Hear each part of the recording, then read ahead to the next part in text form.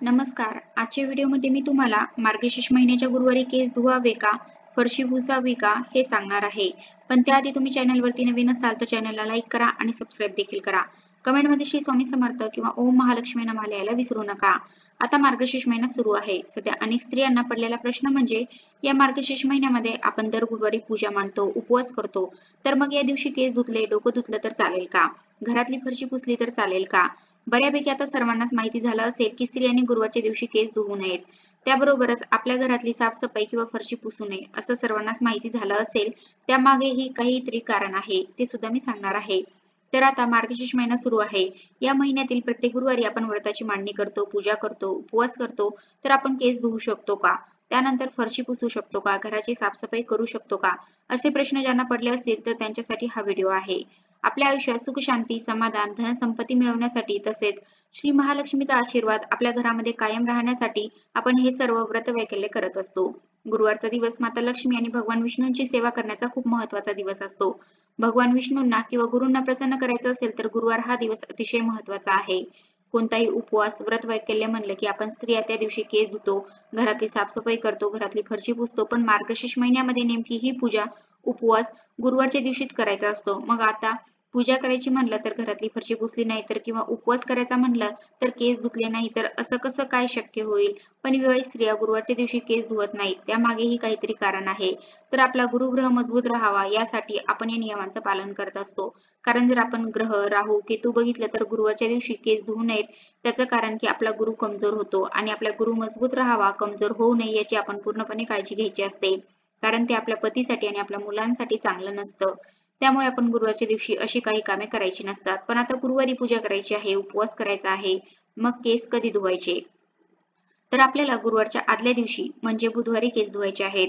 पण जर काही कारणामुळे तुम्हाला गुरुवारी केस धुवायचे लागत असतील, म्हणजे मासिक पाळीचा 5वा दिवस गुरुवारी येत असेल तर मात्र केस धुवावेच लागतील. किंवा तुम्ही बुधवारच्या दिवशी नॉनव्हेज खाल्लं असेल तर तुम्ही म्हणताल की गुरुवारी केस धुवावेच लागतील. पण हे तुम्ही टाळू शकता. शक्यतो बुधवारच्या दिवशी तुम्ही नॉनव्हेज खाऊच नका. बुधवारी जर तुम्ही नॉनव्हेज खाल्लंच नाही तर केस धुण्याचा गुरुवारी काही प्रश्नच उरणार नाही. तरी तुम्ही बुधवारी केस धुवू शकता कारण याआधी आपण ब्रह्मचर्याचं पालन केलेलं नसतं. आणि बुधवारच्या दिवशी आपल्याला सकाळी केस, डोकं धुतल्यानंतर मग त्या दिवशी आपल्याला ब्रह्मचर्याचं पालन करायचं आहे. आणि जर तुम्हाला मासिक पाळीचा गुरुवारच्या दिवशी 5वा दिवस येत असेल तर मग तुम्हाला केस धुण्याशिवाय पर्याय नाही. तेव्हा मात्र अंघोळीच्या पाण्यामध्ये तुम्ही थोडीशी हळद मिक्स करून किंवा थोडंसं बेसन पीठ मिक्स केलं, अगदी अर्धा चमचा, तर मग त्या पाण्याने केस धुतले तरीही चालतील. कारण तेव्हा मात्र आपल्याकडे केस धुण्याशिवाय पर्याय नसेल. मात्र तुम्ही नॉनव्हेज खाणं किंवा ब्रह्मचर्याचं पालन न करणं हे सर्व तुमच्या हातात आहे. त्यामुळे बुधवारच्या दिवशी तुम्ही केस किंवा डोके धुवू शकता आणि केस आणि डोके धुतल्यानंतर मग तुम्ही ब्रह्मचर्याचं पालन करा आणि मांसाहार करू नका.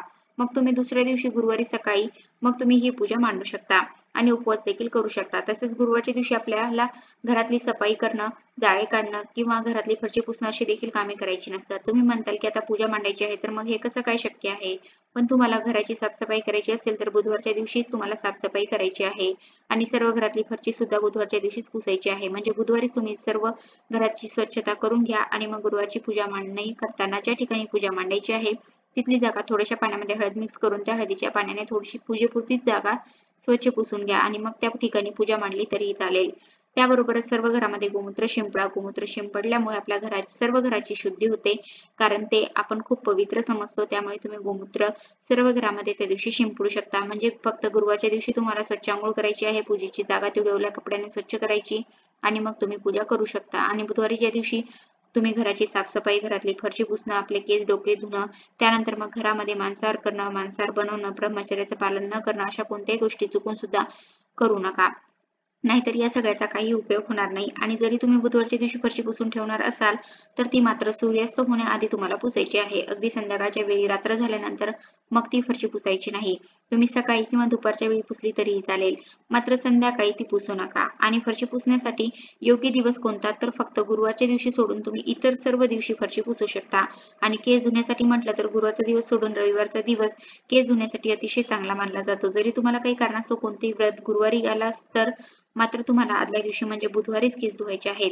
केस धुतल्यानंतर योग्य त्या नियमांचं पालन केलं तर मग काहीही प्रॉब्लेम होणार नाही. तुम्ही कोणतेही व्रत, कोणतीही पूजा, उपवास करू शकता. मात्र गुरुवारी ही कामं करण्याचं टाळा. एक महत्त्वाची गोष्ट सांगायची झाली तर ज्यांना हे नियम पाळायचे असेल त्यांनी अवश्य पाळा. हे आपल्या सुखी संसारासाठी, मुलाबाळासाठी आणि पतीसाठीच आहेत. पण ज्यांना अशा गोष्टी पटत नाही तर त्यांनी यातलं काही नाही पाळलं तरीही चालेल. आमचा कोणताही आग्रह नाही. तर अशा प्रकारे आजच्या व्हिडिओमध्ये गुरुवारच्या दिवशी केस धुण्याबद्दल किंवा फरशी पुसण्याबद्दल ज्यांना शंका आहे त्या शंकांचे निरसन करण्याचा प्रयत्न केला आहे. कसा वाटला तुम्हाला माझा आजचा व्हिडिओ कमेंट करून नक्की सांगा. धन्यवाद.